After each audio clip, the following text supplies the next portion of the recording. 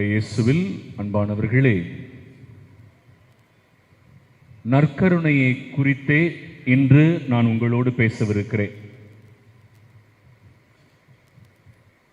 How significant Eucharist is, how profound its greatness is, அதனுடைய மகத்துவம் எவ்வளவு மேலானது என்பதை இந்நாட்களிலே கொஞ்சம் கொஞ்சமாக மக்கள் புரிந்து கொள்ள மறுக்கிறார்கள். நற்கருணையை தங்கள் வாழ்க்கையில் இழந்து கொண்டிருக்கிறார்கள். கிறிஸ்தவ வாழ்வு என்பதே நற்கருணை வாழ்வு. நம்முடைய இரண்டாம் வத்திக்கான் சங்க ஏடு இவ்வாறு கூறுகிறது: Eucharist is the source, summit and the climax of Christian worship. கிறிஸ்தவ வழிபாட்டினுடைய மூல ஆதாரமாகவும் மையமாகவும் உச்சமாகவும் நற்கருணை விளங்குகிறது. நற்கருணையை புறக்கணித்துவிட்டு ஒரு கிறிஸ்தவ வாழ்வு வாழ இயலாது. நற்கருணையை புறக்கணித்துவிட்டு ஒரு கிறிஸ்தவ வாழ்வை வாழ முடியாது. ஃபாதர், இது எப்படி சாத்தியம்? பிரிவினை சபைகளில் இருக்கிற நம்முடைய அன்பு சகோதர சகோதரிகள் திருப்பலியை அவர்கள் ஏற்றுக்கொள்வதும் இல்லை, அதை உண்மை என்று நம்புவதும் இல்லையே. இது எப்படி கிறிஸ்தவ வாழ்வின் மையமாக இருக்க முடியும் என்கிற கேள்வி நம்மில் சிலருக்கு இருக்கலாம், இல்ல பலருக்கு இருக்கலாம். இல்ல சரி, எப்படி நற்கருணை கிறிஸ்தவ வாழ்வாக மாறுகிறது? இந்த திருப்பலி கொண்டாடுகிறோமே, இதை ஏன் கத்தோலிக்க திருச்சபை 2000 ஆண்டுகளுக்கு மேலாக உறுதியாய் பிடித்திருக்கிறது? போர் அடிக்குதே. பிதாசுதன்ல ஆரம்பிச்சு சென்று வாருங்கள் திருப்பலி நிறைவேறியதுல முடிக்கிறீங்களே, ஒரே ஃபார்முலாவா இருக்க, போர் அடிக்குதே. உங்களுக்கு வேற ஃபார்முலா தெரியாதா? உங்களுக்கெல்லாம் கிரியேட்டிவிட்டியே கிடையாதா? ஏன் இதே ஃபார்மேட்ல இந்த திருப்பலியை கொண்டாடுறீங்க? அன்பானவர்களே, ஒரு சில வரலாற்று தகவல்களையும் விவிலியத்தின் பார்வையில் ஏன் நற்கருணை முக்கியம் என்பதை சொல்லிவிட்டு இன்றைய நற்செய்தியின் சிந்தனைக்குள் செல்வோம். ரெடியா இருக்கிறீங்களா? ரெடியா இருக்கிறீங்களா? கைகளை உயர்த்தி ஹல்லேலூயா சொல்வீங்களா? கொஞ்சம் சந்தோஷமா சொல்வீங்களா? சரி. அன்பானவர்களே, மற்ற சபையினர் இது கத்தோலிக்க திருச்சபையினர் கண்டுபிடித்த ஒரு புது டெக்னிக் என்று சொல்கிறார்கள். திருப்பலியை யார் கண்டுபிடிச்சாங்க? கத்தோலிக்க திருச்சபை கண்டுபிடிச்ச ஒரு புது டெக்னிக் என்று சொல்கிறார்கள். நம்ம கொஞ்சம் கொஞ்சமா பழைய ஏற்பாட்டிலிருந்து போவோம், சரிங்களா? இது கத்தோலிக்க திருச்சபை கண்டுபிடிச்சதா இல்ல ஆண்டவரே இதை விரும்பினாரா என்பதை நாம் கொஞ்சம் கொஞ்சமாக பார்ப்போம்.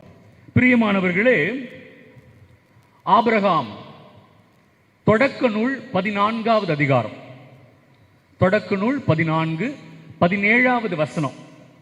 Genesis chapter 14 verses 17 onwards. Abraham போரிலே வெற்றி பெறுகிறார். அவர் போரிலே வெற்றி பெற்ற பிறகு அரசர்கள் பலர் வந்து அவருக்கு பரிசு பொருட்களை கொடுக்கிறார்கள். அரசருக்கு கொடுக்கிற பரிசு பொருட்கள் என்ன? தங்கம், வைரம், வெள்ளி, பட்டாடைகள் என்று பல அதிசய பரிசு பொருட்களை கொடுப்பார்கள். ஆனால் ஒரு அரசர் வருகிறார். அவர் பேரு மெல்கி ஜாதோக். தமிழ்ல மெல்கி செதக்குன்னு இருக்கும் இல்லைங்களா? ஆனா அவருடைய பேர் என்ன அப்படின்னா மெல்கி ஜாதோக். ஏன் மெல்கி ஜாதோக் சொல்றேன்? இவர் எந்த நாட்டின் அரசர்னு போட்டிருக்கு தெரியுமா பைபிள்ல? சாலோம் நாட்டினுடைய அரசர். எந்த நாட்டினுடைய அரசர்? சாலோம் நாட்டினுடைய அரசர். இவர் ஆபிரகாமை சந்திக்க வருகிறார். எப்படி மற்ற அரசர்கள் வந்து பரிசு பொருட்களை கொடுத்தார்களோ அதே போல மெல்கி ஜாதோக்கும் வருகிறார். ஆனால் அவர் கையில் கொண்டு வந்தது அப்பமும் ரசமும். ஒரு முறை கை தட்டுங்க, பிறகு நான் பதில் சொல்றேன். நல்லா கை தட்டுங்க. அப்பமும் ரசமும். அன்பானவர்களே, நமக்கெல்லாம் திருப்பலி அப்படின்னா என்ன அப்படின்னு பின்னொரு நாட்களில் தெரியும். ஆனால் தொடக்க நூலிலேயே ஆபிரகாம் வேறொரு நாட்டிலிருந்து வருகிறார். அவர் யூதர் கூட கிடையாது, அவர் ஒரு யூதரும் அல்ல. ஆண்டவர் அவரை அழைத்து வருகிறார், வேற நாட்டிலிருந்து கூட்டிட்டு வர்றார் இல்லைங்களா? தொடக்க நூல் 12 வாசிச்சு பாருங்க. கூட்டிட்டு வர்றார், எல்லாத்தையும் விட்டுட்டு வர்றார். குடும்பத்தை, சொத்தை இல்லையா, தன் பிறந்த நாட்டை, ஊரை விட்டுட்டு வர்றார். அவர் இருந்த இடத்துக்கு பேரே ஊர் தான். அந்த இடத்துக்கு பேர் என்ன? ஊர். ஊரை விட்டுட்டு வர்றாரு. வந்து ஆண்டவர் பாருங்க எவ்வளவு பெரிய வெற்றியை கொடுத்ததுக்கு அப்புறம் அவரை சந்திக்க ஒருத்தர் வரார். அவர் பேர் மெல்கி ஜாதோக். மறக்காதீங்க, ஜாதோக் என்றால் நீதி என்று பொருள். ஜாதோக்னா என்ன அர்த்தம்? நீதி. மெல்கி என்றால் அரசர் என்று பொருள். அப்ப மெல்கி ஜாதோக் என்றால் என்ன அர்த்தம்? நீதியின் அரசர். போதுமா? அடுத்தது ஷாலோம் நாட்டினுடைய அரசர் என்று போடப்பட்டிருக்கிறது. ஷாலோம் என்கிற ஒரு நாடு அந்த காலத்தில் இல்லை. ஆபிரகாம் வாழ்ந்த காலத்தில் எந்த நாடு இல்லை? ஷாலோம் என்கிற ஒரு நாடு இல்லை. ஷாலோம் என்பது ஒரு எபிரேய சொல். ஷாலோம் என்றால் அமைதி என்று பொருள். அப்ப அவர் எந்த நாட்டினுடைய அரசர்? அமைதியின் அரசர். நல்லா கவனிங்க, நீதியின் அரசர், அமைதியின் அரசர். அவருக்கு தொடக்கமும் இல்லை, முடிவும் இல்லை. அவர் எங்கு பிறந்தார், எங்கு வளர்ந்தார், எங்கு வாழ்ந்தார் என்கிற குறிப்பை பைபிள் நமக்கு கொடுக்கவில்லை. அவர் என்ன செய்கிறார்? ஆபிரகாமை வந்து வாழ்த்தி அந்த அப்பத்தையும் ரசத்தையும் பலியாக ஒப்பு கொடுக்கிறார். கவனிச்சிங்களா? அந்த காலத்துல ஆடு, மாடு, காளை இவைகளைத்தான் பலியாக ஒப்பு கொடுத்த காலம் அது. ஆனால் முதலாக இந்த நீதியின் அரசர், இந்த அமைதியின் அரசர் அப்பத்தையும் ரசத்தையும் ஆண்டவருக்கு பலியாக ஒப்பு கொடுக்கிறார். ஒப்பு கொடுத்த பிறகு ஆபிரகாமை ஆசீர்வதிக்கிறார். அரசர் எப்படிங்க ஆசீர்வதிக்க முடியும்? ஒன்னு இறைவாக்கினரா இருக்கணும், இல்ல ஆண்டவரால் நியமிக்கப்பட்ட குருவாக இருக்கணும். ஆனால் அவரோ ஆபிரகாமை ஆசீர்வதிக்கிறார். அதற்கு பிறகு ஆபிரகாம் ஒரு செயலை செய்கிறார். என்ன செயல் தெரியுமா? 10ல் ஒரு பங்கை மெல்கி ஜாதோக்கு கொடுக்கிறார். இறைவனுக்கு மட்டுமே 10ல் ஒரு பங்கை கொடுக்க வேண்டும். அவரோ மெல்கி ஜாதோக்கு இதை கொடுத்தார். அப்படி என்றால் யார் இந்த மெல்கி ஜாதோக்கு என்கிற கேள்வி எழும். பிரியமானவர்களே, இந்த கேள்விக்கு பதில் இயேசுவே கூறுகிறார். இந்த கேள்விக்கு பதில் யார் கூறுறா? இயேசு. இந்த மெல்கி சாதோக்கு யார் தெரியுமா? இயேசு சொல்றார். யோவான் 8வது அதிகாரத்தில் சொல்றார், 56வது வசனத்தில் சொல்றார். யோவான் 8:56-58, நீங்கள் ஆபிரகாம் உங்கள் தந்தை என்று சொல்கிறீர்களே, உங்கள் தந்தை ஆபிரகாம் நான் வரும் நாளை முன்னிட்டு மகிழ்ச்சியாக காத்திருந்தார். கவனிங்க, சூப்பரா இருக்கும். நான் வரும் நாளை முன்னிட்டு யார் காத்திருந்தா? ஆபிரகாம் காத்திருந்தார். அந்த நாளை கண்டபோது அவர் பெருமகிழ்ச்சி அடைந்தார். கைகளை தட்ட மாட்டீங்களா? அவர் எனக்காக காத்திருந்தார், அவர் என்னை கண்டார், என்னை கண்ட பொழுது பெருமகிழ்ச்சி அடைந்தார். உடனே யூதர்களுக்கு கோபம் வந்துருச்சு. ஏய், உனக்கு இன்னும் 50 வயசு கூட ஆகல, நீ ஆபிரகாம பாத்தியா அப்படின்னு கேட்கிறாங்க. அதுக்கு இயேசு இன்னொரு பதில் சொல்வாரு. பிரியமானவர்களே, இதை வாசிக்கும் பொழுது கண்களில் கண்ணீரை தவிர எனக்கு எதுவுமே இல்லை. அது நன்றியின் கண்ணீர், மகிழ்ச்சியின் கண்ணீர். இயேசு என்ன தெரியுமா சொன்னாரு? நான் ஆபிரகாமுக்கு முன்பாகவே இருக்கிறேன். கைகளை தட்டி ஆண்டவருக்கு நன்றி சொல்லு. நான் ஆபிரகாமுக்கு முன்பாகவே இருக்கிறேன். இந்த பதில தான் மோசே கிட்டையும் சொல்லுவாரு. உங்க பேர் என்னன்னு கேட்டா நான் என்ன சொல்லுவேன்? மோசே கேட்டாரு, அவர் சொன்னாரு, இருக்கிறவர் நாமே, போய் சொல்லு. இல்லையா? அப்ப பாருங்க, அந்த மெல்கி சாதோக்கு வேற யாரும் இல்ல. யாரு? யாரு? இயேசு கிறிஸ்துவே. அதனாலதான் குருத்துவத்துல குருவானவர்களை திருப்பொழிவு செய்யும் பொழுது ஆயரானவர் இந்த வார்த்தையை பயன்படுத்துறார். நீர் மெல்கி செதக்கின் முறைப்படி என்றென்றும் குருவே அப்படின்னு தான் குருவானவர்களை திருப்பொழிவு செய்யறாங்க. சரி ஃபாதர், இது ஒரு முதல் இன்ட்ரோடக்ஷன். அது எங்க இருக்கு? தொடக்க நூல்லே இருக்கு. இரண்டாவது, விடுதலை பயணம் 25வது அதிகாரம். யாவே கடவுள் அல்லது யெகோவா கடவுள் மோசேக்கு கட்டளை இடுகிறார். கவனிங்க, ரொம்ப ரொம்ப முக்கியமான செய்தி. பிரியமானவர்களே, திருப்பலி மட்டும்தான் உண்மையான ஆசீர்வாதம். இல்லையா? அந்தோனியார் அடிக்கடி சொல்லுவாருன்னு 2 விஷயம் சொல்லியிருக்கேன், ஞாபகம் இருக்கா? என்னது? எனக்கு 2 கண்கள்னு சொல்வார் அந்தோனியார். என்னது? ஒன்னு இறை வார்த்தை, இன்னொன்னு நற்கருணை. போதுமா? அங்க நிக்கிறவங்களுக்கு எல்லாம் கேக்குதா? ஒன்னு இறை வார்த்தை, இன்னொன்னு நற்கருணை. இல்லையா? திருப்பலி தான் பெருசுன்னு சொன்னாரு அந்தோனியார். இல்லையா?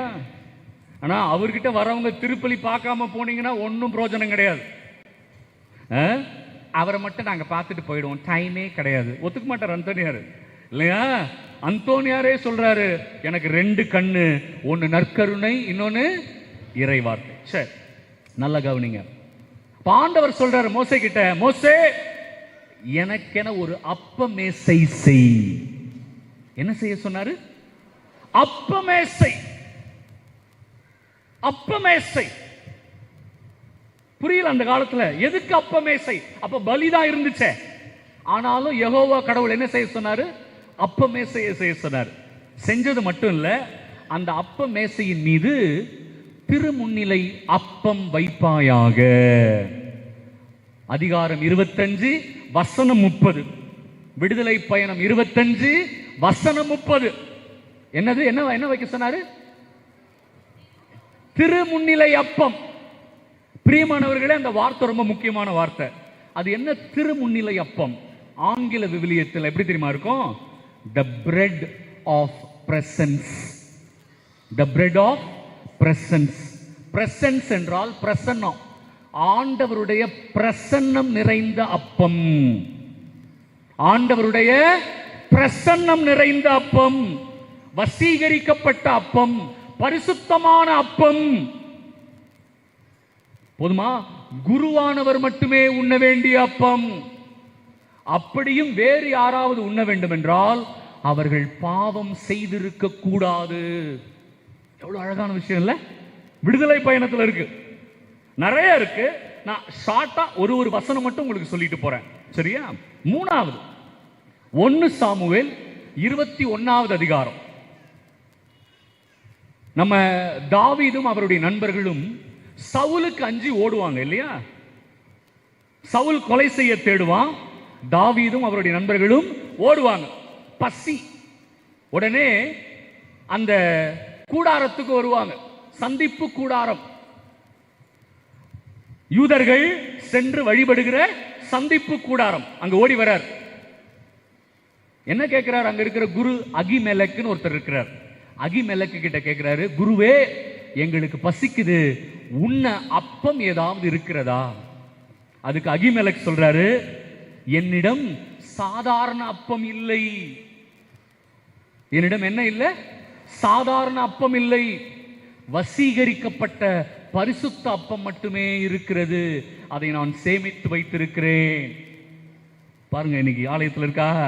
சேமிச்சு வைக்கிறோமா? இல்லையா? வசீகரிக்கப்பட்ட அப்பம், அதை நான் வைத்திருக்கிறேன். பரிசுத்தமான அப்பம் மட்டும்தான் இருக்கு என்கிட்ட, சாதாரண அப்பம் இல்லை. நீங்கள் பாவம் செய்திருந்தால் இந்த அப்பத்தை உண்ண முடியாது.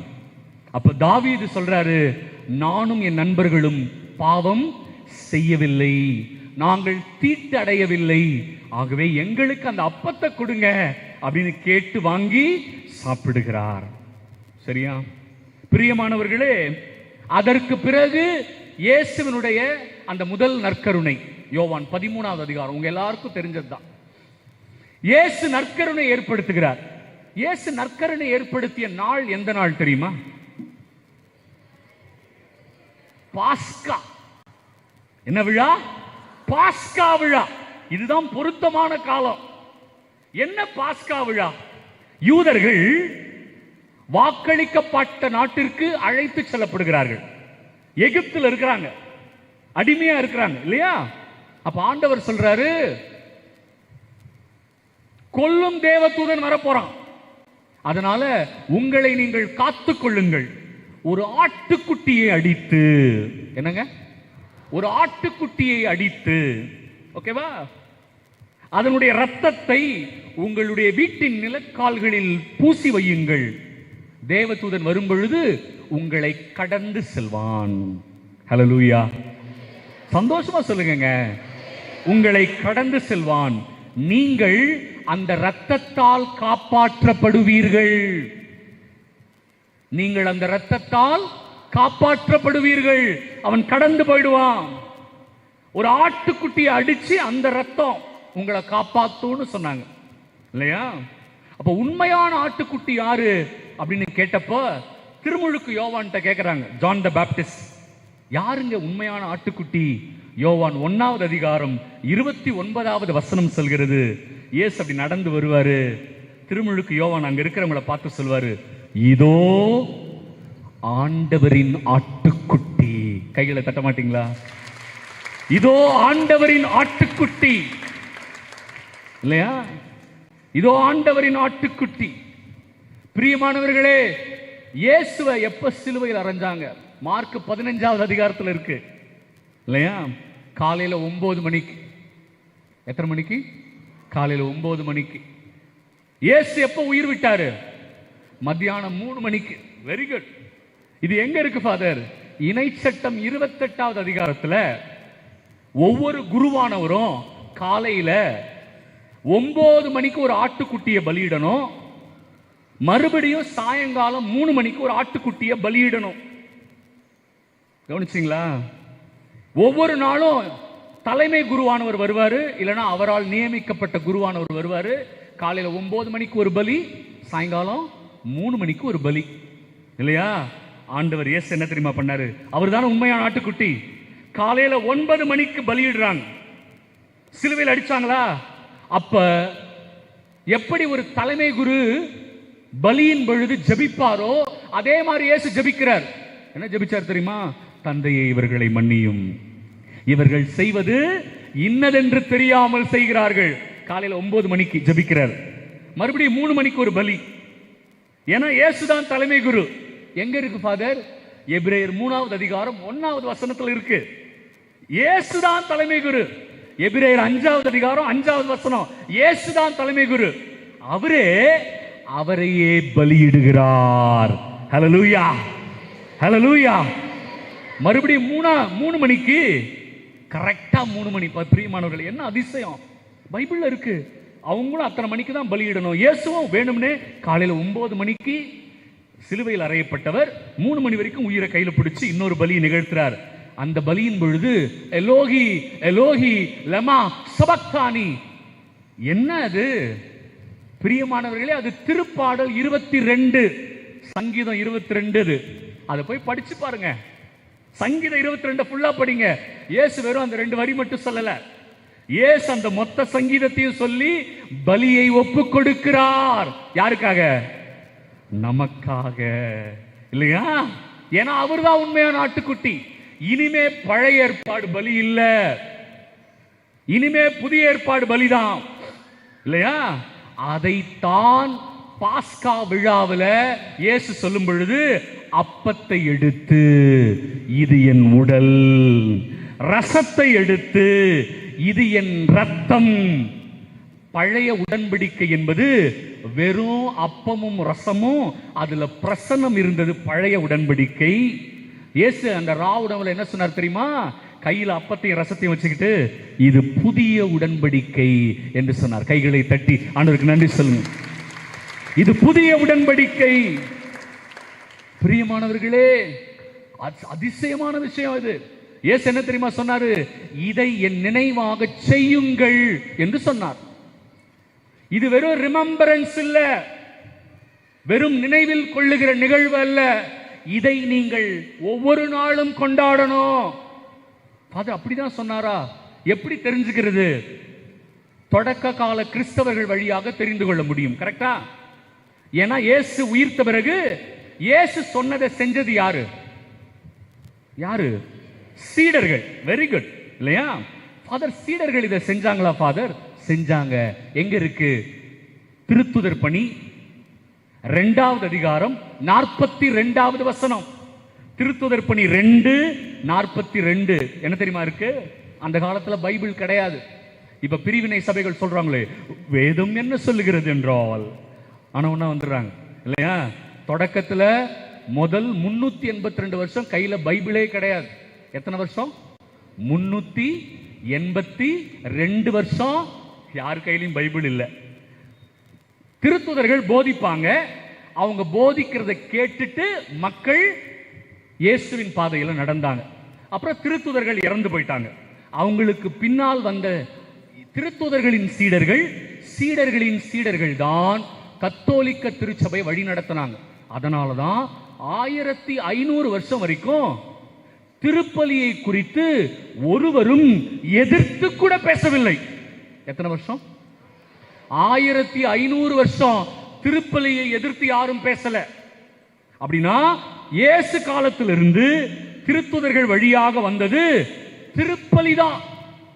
அதிலும் இன்னொரு சிறப்பு செய்தி சொல்லவா? புதிய ஏற்பாடு வர்றதுக்கு முன்னாடியே திருப்பலி மட்டும்தான் இருந்துச்சு. கைகளை தட்டி நன்றி சொல்லுங்க.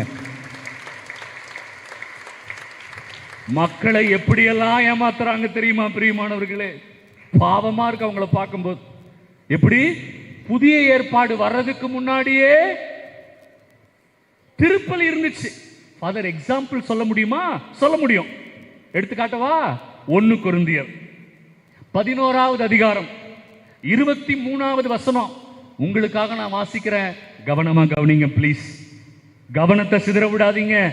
இன்னைக்கு ஏமாற்றுகிற கூட்டம் அதிகரித்து கொண்டிருக்கிறது நாளுக்கு நாள்.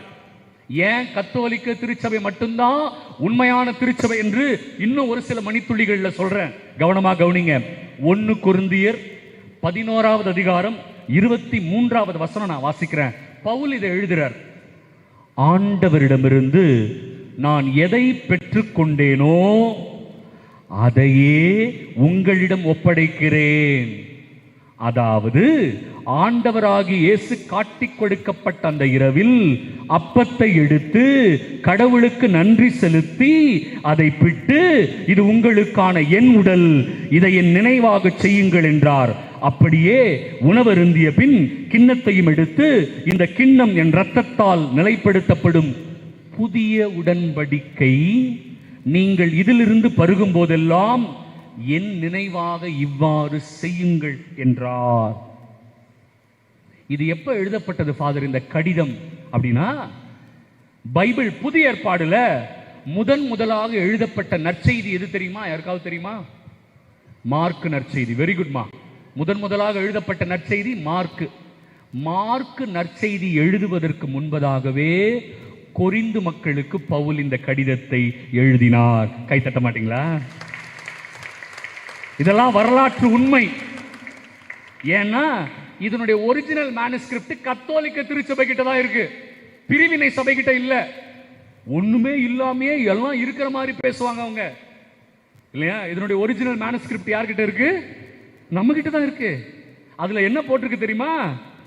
முதலாக எழுதப்பட்டத அந்த இடத்துல இயேசு சொன்னார்ல புதிய உடன்படிக்கைன்னு, அதை லத்தீன்ல எப்படி தெரியுமா எழுதியிருக்கிறாங்க? நோவும் டெஸ்டமாந்தும்னு எழுதியிருக்கிறாங்க. புதிய உடன்படிக்கை இருக்கிற இடத்துல என்ன எழுதியிருக்கிறாங்க? நோவும் டெஸ்டமாந்தும். ஃபாதர், நோவும் டெஸ்டமாந்தும்னா என்ன ஃபாதர்? அது லத்தீன் வார்த்தை. அதை நான் இங்கிலீஷ்ல மொழிபெயர்க்கிறவா நியூ டெஸ்டமெண்ட். என்ன வார்த்தை? New testament. அதை தமிழாக்கம் செய்யவா புதிய ஏற்பாடு. புதிய ஏற்பாடுன்னு ஒரு வார்த்தை வர்றதுக்கு முன்னாடியே புதிய ஏற்பாடுங்கிற வார்த்தைய திருப்பலியில யாரு பயன்படுத்தினா? கத்தோலிக்க திருச்சபை தான் பயன்படுத்துறோம். அதுவும் மார்க் நற்செய்தி எழுதுறதுக்கு முன்னாடியே மக்கள் பாருங்க திருப்பலியை கொண்டாடினாங்க. ஆதி கிறிஸ்தவர்கள் அவங்க என்ன தெரியுமா செஞ்சாங்களா? ஒவ்வொரு வாரத்தின் முதல் நாள், இப்ப சனிக்கிழமை குரூப்னு ஒண்ணு கிளம்பி இருக்கு. அந்த குரூப்புக்கு பேரு சாட்டர்டே சர்ச் இல்லையா? எல்லாம் கத்தோலிக்க திருச்சபையிலிருந்து பிரிந்து போனதுக்கு அப்புறம் எல்லாருமே அறிவாளிகள் ஆயிட்டாங்க. அந்த குரூப்புக்கு பேரு சாட்டர்டே சர்ச். ஆனா பிரியமானவர்களே, ஒவ்வொரு அவங்க வாரத்தின் முதல் நாள் அவங்க ஒன்று கூடி என்ன செஞ்சாங்கன்னு போட்டுருக்கு தெரியுமா? திருத்துதர் பணி 2:42 சொல்லவா? கவனமா கவனிங்க. திருத்துதர்கள் கற்பித்தவற்றிலும் நட்புறவிலும் அப்பம் பிடுவதிலும் இறை வேண்டலிலும் அவர்கள் உறுதியாய் நிலைத்திருந்தார்கள். யார் ஃபாதர்? தொடக்க கால கிறிஸ்தவர்கள். அவங்க என்னெல்லாம் செஞ்சாங்க? திருத்துதர்கள் கற்பித்தவற்றில். ஏன்னா பைபிள் இல்ல. அதனால்தான் அந்த பிரிவினை சபைகள்லாம் பேசும்போது கஷ்டமா இருக்கும். அவங்கள நினைச்சு வேதனை மட்டும்தான் படுவேன். நம்ம எல்லாம் அவங்களுக்காக ஜெபம் பண்ணணும் இல்லையா? அவங்களுக்கு தெரிஞ்சது 2, சிலை வழிபாடு, அன்னை மரியாள் இல்லையா? அதை பத்தி நம்ம நிறைய பேசியிருக்கிறோம். அவங்களுக்கு ஒன்றும் தெரியலனாலும் தெரிஞ்ச மாதிரி பேசுறாங்க. நம்ம அவங்களுக்காக ஜெபம் பண்ணுவோம். பிரியமானவர்களே, தெளிவா இருக்கு பைபிள்ல இல்லையா? திருத்துதர்கள் கற்பித்தவற்றிலும், 2வது நட்புறவிலும் ஃபெலோஷிப், 3வது அப்பம் பிடுவதிலும். அதுதான் திருப்பலி. அதுதான் திருப்பலி. அதிலே அவர்கள் நிலைத்திருந்தார்கள். போதுமா? உறுதியாக நிலைத்திருந்தார்கள். இப்ப இந்த கொரிந்து கடிதம் எப்ப எழுதப்பட்டது? கிட்டத்தட்ட இயேசு உயிர்த்து 40 ஆண்டுகள் அல்லது 35 ஆண்டுகள் கழித்து எழுதப்பட்டது. அப்ப அத்தனை வருஷமும் மக்கள் வாரத்தின் முதல் நாள் என்ன கொண்டாடினாங்க? திருப்பலியை கொண்டாடினார்கள். திருப்பலி விட மேலானது இல்ல. ஃபாதர், இதை சொல்லுவதற்கு நமக்கு எப்படி அதிகாரம் இருக்கிறது? பிரியமானவர்களே, நமக்கு அதிகாரம் இல்லை. ஆனா கத்தோலிக்க திருச்சபைக்கு அதிகாரம் ஏன் இருக்கு தெரியுமா? தொடக்க காலத்திலிருந்து பிரிவினைகள் வரும் வரை கிட்டத்தட்ட 1500 வருஷம் இருந்த ஒரே திருச்சபை கத்தோலிக்க திருச்சபை தான். கை தட்ட மாட்டீங்களா? ஒரே திருச்சபை. என்ன திருச்சபை? கத்தோலிக்க திருச்சபை மட்டும்தான். ஏன் ஃபாதர் இதை கத்தோலிக்க திருச்சபைன்னு சொல்றோம்? இதை முதல்ல சொன்னது யார் தெரியுமா? அந்தியோக்கியாவை சார்ந்த இக்னேஷியஸ் சொன்னது யாரு? அந்தியோக்கியாவை சார்ந்த இக்னேஷியஸ் தான் இதை சொல்றார். ஃபாதர், யார் ஃபாதர் இவரு? இவரு யோவானுடைய சீடர். ஹல்லேலூயா. யாருடைய சீடர்? யாருடைய சீடர்? யோவானுடைய சீடர். யார் ஃபாதர் யோவான்? இயேசுவின் அன்பு சீடர். இயேசுவின் அன்பு சீடருடைய சீடர் தான் இந்த இக்னேஷியஸ் ஆஃப் ஆன்டியோக். போய் கூகுள்ல பாருங்க. நம்ம ரீல்லாம் விட முடியாது இந்த காலத்துல. அதுல அவர் சொல்றாரு, where there is bishop and the faithful centered around the Eucharist, நற்கருணை மையமாக கொண்டு ஆயரின் தலைமையிலே மக்கள் எங்கு கூடியிருக்கிறார்களோ அங்கே கத்தோலிக்க திருச்சபை இருக்கிறது. போதுமா? இத சொன்னது யாரு? யோவானுடைய சீடர் சொல்றார். நீங்க எங்களுக்கு பேர் கொடுக்க வேண்டாம். கத்தோலிக்க திருச்சபை என்பது அங்கிருந்து எடுக்கப்பட்டது. திருத்துதர் பணி 9வது அதிகாரம் 31வது வசனத்துல கிரேக்கத்துல போய் பாருங்க. எந்ததுல? கிரேக்கத்துல. அதுவும் கூகுள்ல இருக்கு. திருத்துதர் பணி 9:31 கிரேக்கத்துல போய் பார்த்தீங்கன்னா இந்த வார்த்தை இருக்கு. என்ன வார்த்தை தெரியுமா? கத்தோலிகோஸ் எக்லேசியா என்கிற வார்த்தை இருக்கு. ஏன்னா திருத்துதர் பணி முதல்ல கிரேக்கத்துல தான் எழுதப்பட்டது. நான் சொன்னேன் இல்லையா, ஒரிஜினல் நம்ம கிட்ட தான் இருக்கு. இந்த டூப்ளிகேட் பேர் வழிங்க அப்படிதான் பேசுவாங்க. அதுல என்ன இருக்கு?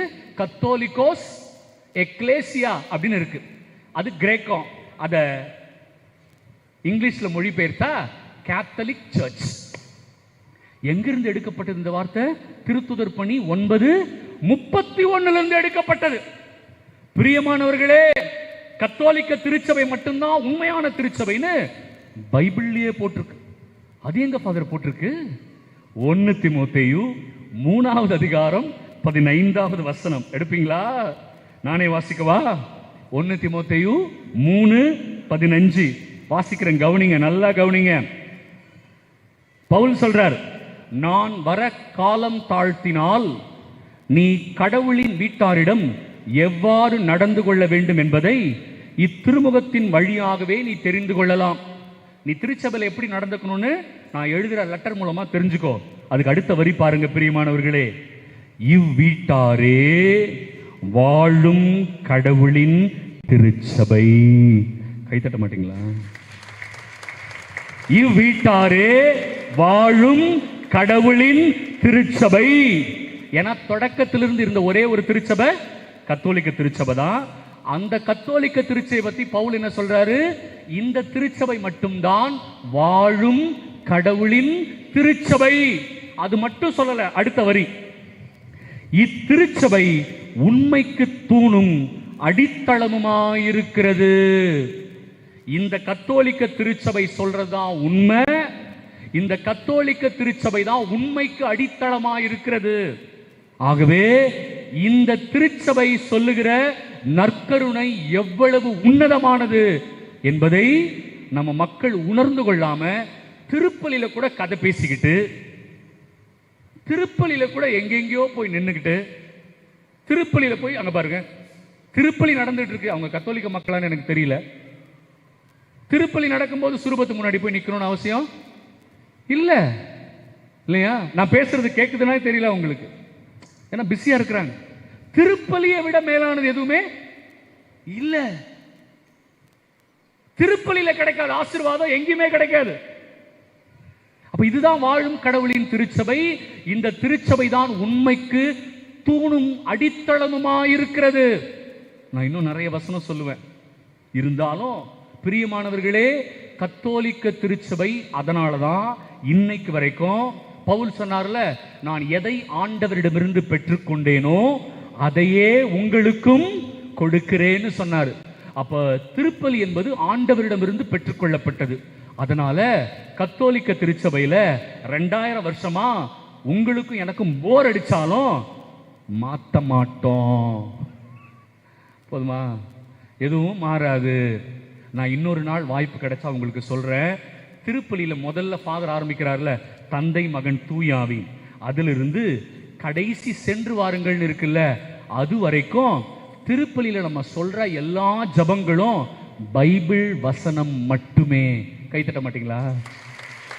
ஒண்ணு கூட நம்ம புதுசா கண்டுபிடிச்ச வார்த்தையே இல்லை. எல்லாமே என்னது? பைபிள் வசனம் மட்டும்தான். அப்ப இது இறை வார்த்தையை மையமாக கொண்டது, இறை வார்த்தையை மட்டுமே ஜபமாக கொண்டது. அந்த இறை வார்த்தை தான் இன்று நற்கருணையாக வந்திருக்கிறார். அதனால்தான் இயேசு சொன்னாரு, என் உடலை உண்டு என் இரத்தத்தை பருகாமல் உங்களுக்கு வாழ்வு இல்லை, ஆசீர்வாதம் இல்லை. சரி, அப்ப பரிசுத்த ஆவி எங்கிருந்து வரும்? பைபிள்ல போட்டிருக்கு, அதுவும் என் வார்த்தையிலிருந்து தான் வரும். யோவான் 6வது அதிகாரம் 63வது வசனம், நான் கூறிய வார்த்தைகளே உங்களுக்கு பரிசுத்த ஆவியை தரும். பாத்தீங்களா? நம்ம உடலுக்கு நன்மை, நம்ம ஆன்மாவிற்கான பரிசுத்த ஆவி, இது ரெண்டும் இறை வார்த்தையிலிருந்து வருகிறது. அந்த இறை வார்த்தை தான் நற்கருணையாக வந்தார். வார்த்தை மனிதரானார், நம்மிடையே குடிகொண்டார். பிரிவினை சபைகள் வெறும் பைபிள்னு சொல்லுவாங்க, கத்தோலிக்கர்கள் வெறும் திருப்பலின்னு சொல்லுவாங்க. ஆனா உண்மை என்ன தெரியுமா பிரியமானவர்களே? இறை வசனம், நற்கருணை, இது ரெண்டும் தேவை. இது ரெண்டும் இணைஞ்சாதான் இயேசு கிறிஸ்து. ஒரு சிறிய செய்தியோடு நிறைவு செய்கிறேன். இது முக்கியமானது, தயவு செய்து இதை விட்டுடவே கூடாது. பிரியமானவர்களே, எம்மாவுஸுக்கு ஈஸ்டர் அன்னைக்கு நடந்து போறாங்க. என்னைக்கு போறாங்க? ஈஸ்டர் அன்னைக்கு இல்லையா? அதுக்கு பேரே ஈஸ்டர் வாக். அந்த எம்மாவுஸ் வாக்குக்கு பேர் என்ன? Easter walk. இயேசு உயிர்த்துட்டாரு. அவங்க திருத்துதர்களோட சந்தோஷமா கொண்டாடி இருக்கணும். ஆனா அவங்களுக்கு நம்பிக்கை இல்லை இல்லையா? அவங்க தங்க சொந்த ஊருக்கு போறாங்க. இயேசு பக்கத்துல வரார். இயேசு கேட்கிறார், அப்பா நீங்கள் எதை பேசிக் கொண்டிருக்கிறீர்கள்? அவங்க 2 பேரும் மேதாவிகள். என்ன தெரியுமா சொன்னாங்க? நாங்கள் இயேசுவை குறித்து பேசிக் கொண்டிருக்கிறோம் அப்படின்னு யாருக்கிட்ட சொன்னாங்க? இயேசுகிட்டே சொன்னாங்க இல்லையா? ஏன்னா அவங்க நம்பல, இயேசு உயிர்த்தத நம்பல. இயேசுவின் உயிர்ப்பின் மீது நம்பிக்கை கொண்டால்தான் கிறிஸ்தவ வாழ்வு. இயேசுவின் மீது உயிர்ப்பின் மீது நம்பிக்கை கொள்ளவில்லை என்றால் கிறிஸ்தவ வாழ்வு இல்லை. அப்ப இயேசுவின் உயிர்ப்பு தானே அடிப்படை நம்பிக்கை. இதை இயேசு எங்க தெரியுமா உங்களுக்கு சொல்லி கொடுக்குறாரு? அந்த ஈஸ்டர் வாக்கில் நடந்து போயிட்டே இருக்கிறாங்கல்ல, அப்ப இயேசு அவங்கள திட்டுறார். என்ன தெரியுமா திட்டினாரு? அறிவிலிகளே, இறை வார்த்தையை உணர மறுக்கும் மந்த புத்தி உள்ளத்தினரே. என்ன தெரியுமா பண்ணார் இயேசு? தன்னை குறித்து இறைவாக்கினர்களின் பகுதிகளில் சொல்லப்பட்டதை, குறிப்பா எசாயா 9:6, எசாயா 7:14, தானியேல் 7:9-15, இந்த வசனத்தெல்லாம் இயேசு யாருக்கு சொல்றாரு? அவங்களுக்கு சொல்றாரு இல்லையா? முதல்ல இறை வார்த்தையை சொல்றாரு. வீட்டுக்கு போயிட்டாங்க. எங்க? அவங்க சொந்த வீடு வந்துருச்சு. இயேசு என்ன பண்ணாரு? இன்னும் அப்பால் போகிறவர் போல காட்டிக்கொண்டார். ஹல்லேலூயா, ஹல்லேலூயா. இயேசு அப்பால் போகிறவர் அல்ல, அவங்களுக்கு நம்பிக்கையை கொடுக்கணும்னு தான் வந்தார். அவங்க எல்லாரும் கேட்கிறாங்க, எங்களோடு தங்கும், எங்களோடு தங்கும் என்று கட்டாயப்படுத்தினார்கள். தெரியாமலேயே கட்டாயப்படுத்தி இருக்கிறாங்க இயேசுவை. இயேசு வீட்டுக்கு போறாரு. அவர் வெறும் கெஸ்ட் தான். கெஸ்ட் சாப்பாடு பரிமாற மாட்டாங்க, வீட்டினுடைய ஓனர் தான் சாப்பாடை பரிமாறுவாங்க. ஆனா இவர் உள்ள போறாரு, மேசையில உட்கார்றாங்க. இயேசு அப்பத்தை கையில் எடுத்து, கை தட்டுங்க பிரியமானவர்களே, எவ்வளவு அற்புதமான செய்தி தெரியுமா? இயேசு அப்பத்தை கையில் எடுத்து நன்றி செலுத்தி அதை பிட்டு, அன்பானவர்களே, அவர்களுடைய கண்கள் திறந்தன. ஹல்லேலூயா, ஹல்லேலூயா. எதுவரைக்கும் கண்ணு திறக்கவே இல்லை. வழியில திறக்கல, இயேசு பேசிக்கிட்டு இருந்தாரு, திறக்கல. ஆனா இறை வார்த்தையை சொல்லி முடிச்சிட்டு அப்பத்தையும் உடைச்சதுக்கு அப்புறம்தான் அவர்கள் கண்கள் திறந்தன. உயிர்த்த இயேசுவை கண்டார்கள் இல்லையா? அப்ப வெறும் இறை வார்த்தையில நீங்க இயேசுவை பார்க்க முடியாது. இறை வார்த்தை, நற்கருணை, இது ரெண்டும் எங்க இணையுதோ அங்கதான் யாரை பார்க்க முடியும்? இயேசுவை பார்க்க முடியும். அதுதான் கத்தோலிக்க கிறிஸ்தவ நம்பிக்கையினுடைய அடித்தளம். இதை அவர்கள் கண்ட பிறகு இருட்டிடுச்சேன்னு தானே வீட்டுக்குள்ள போய் உட்கார்ந்தாங்க. அவங்க கண் ஒளி பெற்று விட்டது. அந்த இரவே அவர்கள் கிளம்பி எருசலேமிற்கு சென்றார்கள். அங்க போய் என்ன தந்தாங்க தெரியுமா? நாங்கள் உயிர்த்த இயேசுவை கண்டோம். எங்க பார்த்தாங்க உயிர்த்த இயேசுவை? திருப்பலியில பார்த்தாங்க. எங்க பார்த்தாங்க இயேசுவை? திருப்பலியில பார்த்தாங்க. கத்தோலிக்க மக்களே, மற்ற சபை, மற்ற மதத்தை சார்ந்தவர்கள் இருந்தால் இது அவர்களுக்கு அல்ல. தயவு செய்து திருப்பலியை புறக்கணித்து விட்டு ஆசீர்வாதத்தை பெற்றுவிடலாம்னு நினைக்காதீங்க. உண்மையான ஆசீர்வாதம் எங்க மட்டும்தான் இருக்கு? திருப்பலியில் மட்டும்தான் இருக்கு, வேற எங்கேயுமே கிடையாது இல்லையா? திருப்பலியை புறக்கணித்தால் ஒண்ணுமே பண்ண முடியாது. திருப்பலி எந்த அளவிற்கு முக்கியம் என்று இக்னேஷியஸ் ஆஃப் ஆன்டியோக், அதையும் நீங்க கூகுள்ல போய் போட்டு பார்க்கலாம். யார் அவரு? யோவானுடைய சீடர். நம்ம பிரிவினை சபை சொல்லும் இது வெறும் சிம்பாலிக் அடையாளமா தான் செய்யறோம். இல்ல, இந்த அப்பம் தான் இயேசுடைய உடல், இந்த ரசம் தான் இயேசுடைய ரத்தம் அப்படின்னு நான் சொல்லல. யோவானுடைய சீடர் இருக்கிறார்ல, யாரு? இக்னேஷியஸ் இருக்கார்ல, அவர் சொல்றாரு, எனக்கு திருத்துதர்கள் சொல்லி கொடுத்திருக்கிறாங்க, இது சாதாரண அப்பம் இல்ல, இது சாதாரண ரசம் இல்ல, இது ஆண்டவருடைய உடல், ஆண்டவருடைய ரத்தம். அதனாலதான் 1500 வருஷமா யாருமே இதை எதிர்த்து ஒரு கேள்வி கூட கேட்கல. ஆனால் பிரிக்கும் சாத்தானின் சூழ்ச்சி என்னைக்கு கத்தோலிக்க திருச்சபைக்குள்ள வந்துருச்சோ அன்னையிலிருந்து நற்கருணையை விட்டு விட்டு இன்று மக்கள் எங்கெங்கயோ ஓடுறாங்க இல்லையா? ஃபாதர், அங்க போனா ஆசீர்வாதம் கிடைச்சிருமா ஃபாதர்? ஃபாதர், இங்க போனா அற்புதம் நடந்துருமா ஃபாதர்? அன்பானவர்களே, உங்கள் பங்கு தளத்தில் இருக்கிற பங்கு ஆலயத்திற்கு சென்று முதலில் திருப்பலியில் பங்கெடுங்கள். முடிந்தால் அன்றாடம் திருப்பலியில் பங்கெடுங்கள். திருப்பலியை விட மேலான ஆசீர்வாதம் எதுவுமே இல்லை. தயவு செய்து இந்த தியான இல்லத்துக்கு போன ஆசீர்வாதம் வந்துரும், அந்த தியான இல்லத்துக்கு போன ஆசீர்வாதம் வந்துரும்னு நினைக்கிறீங்களே, திருப்பலியை விட ஆசீர்வாதம் வேற எங்க கிடைக்கும்? அந்த குருவானவர் வச்சா போர் அடிக்குது, இந்த குருவானவர் வச்சா போர் அடிக்குது. பிரியமானவர்களே, குருவானவருக்காக திருப்பலிக்கு போகாதீங்க, இயேசுவுக்காக திருப்பலிக்கு போங்க. இயேசு வராரு இல்லையா? எவ்வளவு பெரிய அதிசயம்.